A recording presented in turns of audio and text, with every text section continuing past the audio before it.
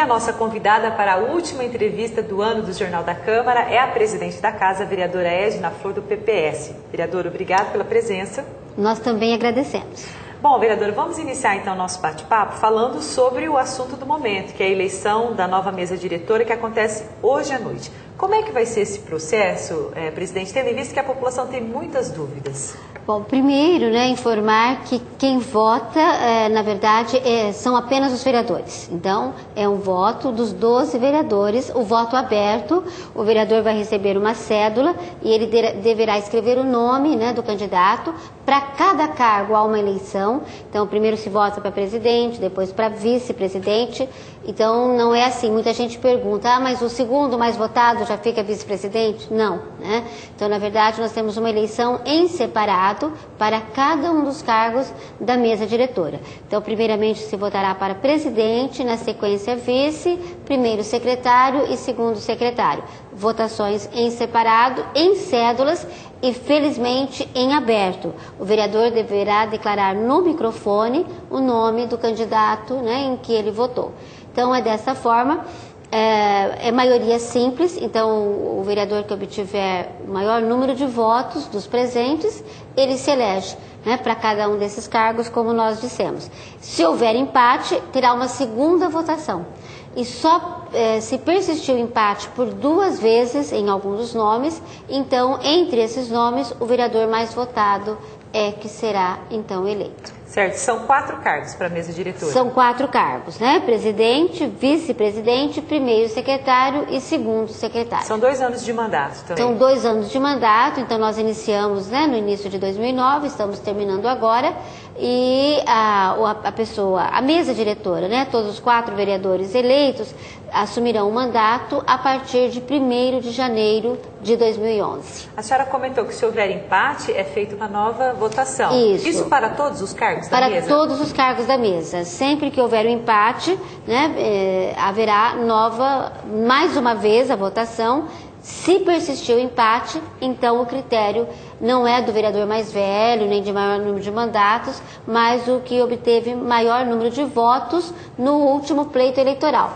Então, até eu brinco assim, que se persistir o empate por 2 vezes num nome, na verdade, quem vota, por tabela aí seria o respeito à população, porque o vereador mais votado, ele será, então, a pessoa escolhida. O cargo de presidente, a gente sabe que é sempre o mais cotado, O que muda para um administrador quando ele se torna presidente? A questão salarial muda, vereadora? Não, aqui em Araçatuba não muda. Por que aqui não muda? Porque a nossa lei orgânica, ela diz, e isso também a legislação estadual determina assim, que o vereador ele pode receber até 50% daquilo que recebe o deputado estadual. Como aqui em Araçatuba o teto máximo, o teto já foi mantido assim, então todos os vereadores ganham isso, não é possível que a pessoa em nenhum dos cargos da mesa diretora, nem mesmo de presidente, tenha algum aumento a mais na sua remuneração. Se fosse fixado um valor menor, se Araçatuba tivesse, então, os vereadores recebendo menos que 50%, aí sim poderia o presidente ter algum acréscimo em razão das funções que exercem. Mas aqui nós não temos nenhum centavo a mais, nem para presidente, nem para nenhum dos cargos da mesa diretora. Bom, vereadora Edna Flor, eu gostaria que a senhora fizesse um balanço, na sua opinião, de como é que foi esses 2 anos de trabalho como presidente da Câmara. O que significou essa experiência para a senhora? Para mim foi um aprendizado muito grande, foi muito, eu tive uma honra muito grande, de como mulher estar à frente da mesa diretora. A Câmara nunca teve uma mulher presidente, então a gente teve essa responsabilidade, de ocupar aí o lugar do feminino na mesa diretora. Então isso foi muito importante e um aprendizado grande e uma constatação.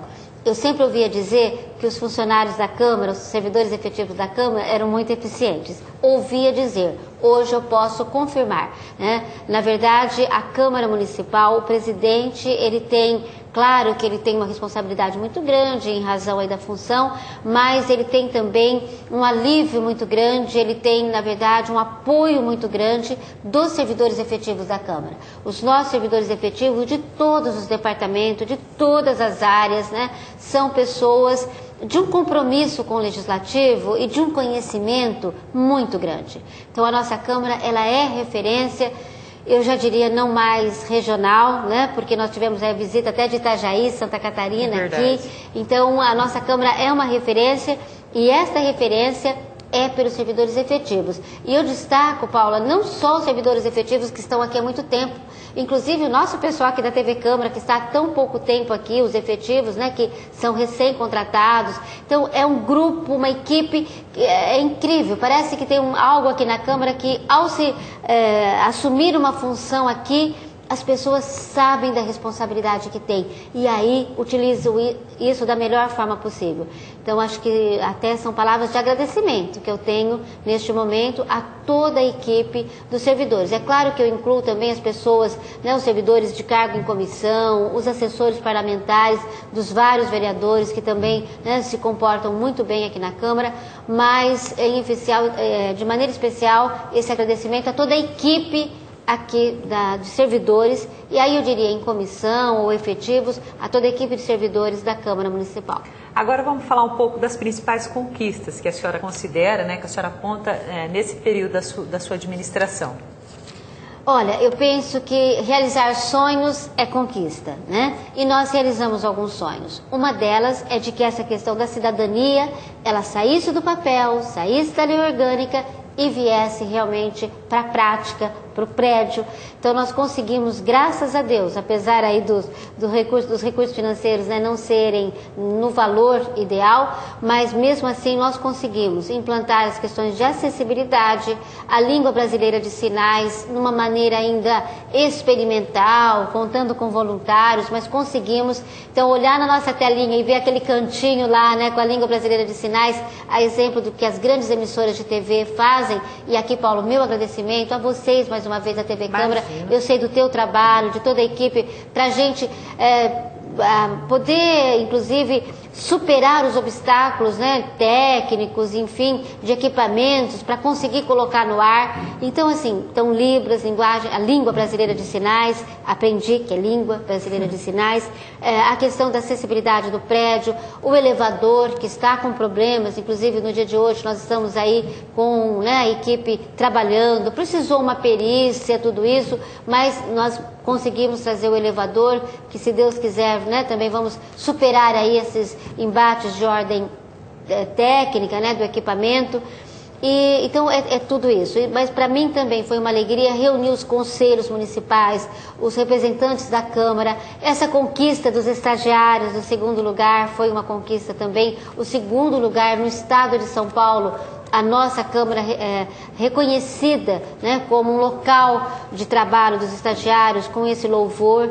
Então, é tudo isso, trabalhar em sintonia, trabalhar dessa maneira. Agradeço também à mesa diretora, que não criou nenhum problema para nenhum dos projetos, para aperfeiçoar a nossa legislação.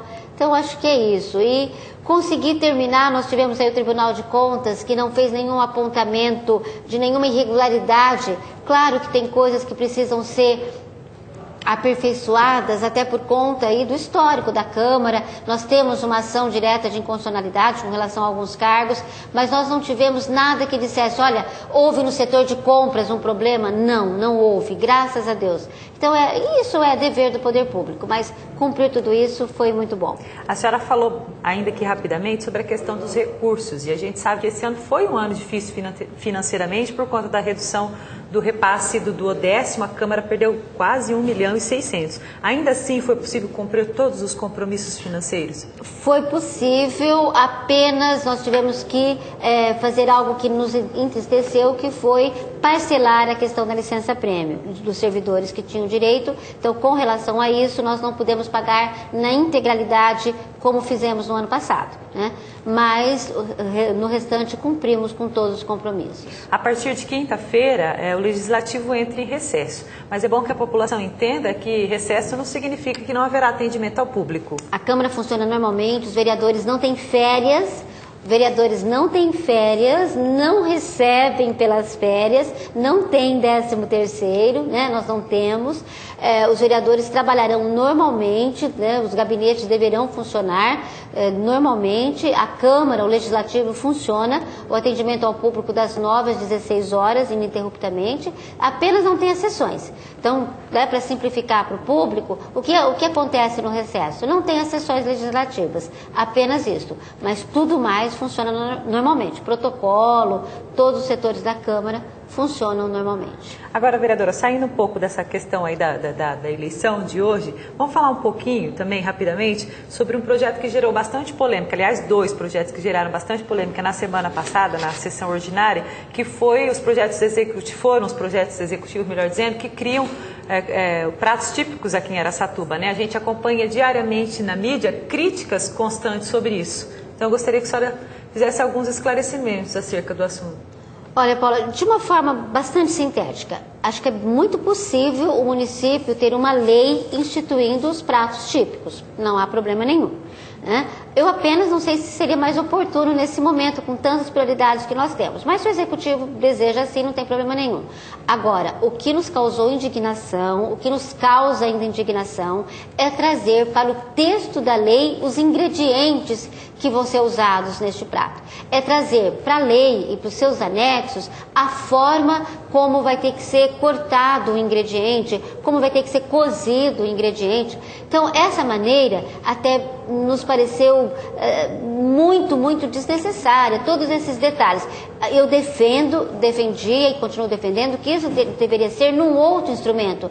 Talvez um decreto do prefeito, colocando a receita aí, mas se não fosse um decreto, até um ato da secretaria, porque é impossível. Uma lei, né, todos nós sabemos que a lei tem que ser fiscalizada, ela tem que ser cumprida e após a promulgação da lei, ela está valendo, nós temos que fiscalizar. Como é que alguém vai fiscalizar a espessura com que foi cortada a cebola, né? Então, e isso consta do texto da lei. Então, na minha opinião, isso foi um excesso, né, do texto da lei, continuo dizendo isso, de uma maneira absurda. Sei que as pessoas também estão questionando já agora, os comerciantes estão dizendo, inclusive, como é que vai fazer o restaurante que não cortar a cebola daquela forma, a couve daquela forma, ele vai ser punido, ele vai perder o selo de qualidade.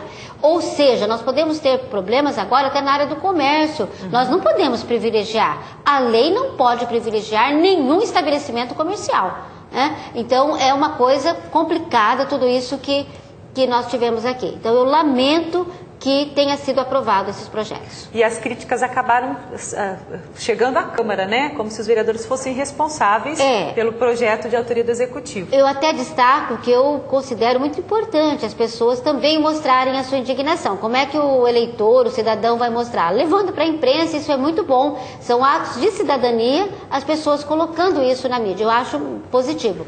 Todavia, parece que me falta uma informação para a população, sobretudo para as pessoas que estão escrevendo, é de que esses projetos são do Executivo e a Câmara não tem como impedir que um projeto chegue aqui, a não ser que a bancada conseguisse convencer o prefeito, mas parece que não conseguiram, né? Nem mesmo na hora houve o pedido para que fosse retirado o projeto e não conseguiram. Então, a responsabilidade é do Poder Executivo. Tá certo, vereadora. Finalizando, eu gostaria então que a senhora deixasse uma mensagem para as pessoas que acompanham os trabalhos da Câmara Municipal e falasse também rapidamente, né, da sua expectativa para 2011, expectativa do ano de trabalho. A minha mensagem, é claro, é de que as pessoas possam ter, que Araçatuba possa ser, né, como presidente da Câmara eu coloco isso, que Araçatuba possa ter 2011 como um ano de paz, um ano de não violência e que a gente torce muito para que essas pesquisas que dizem que até 2013 50 jovens e adolescentes morrerão por conta da violência em nossa cidade,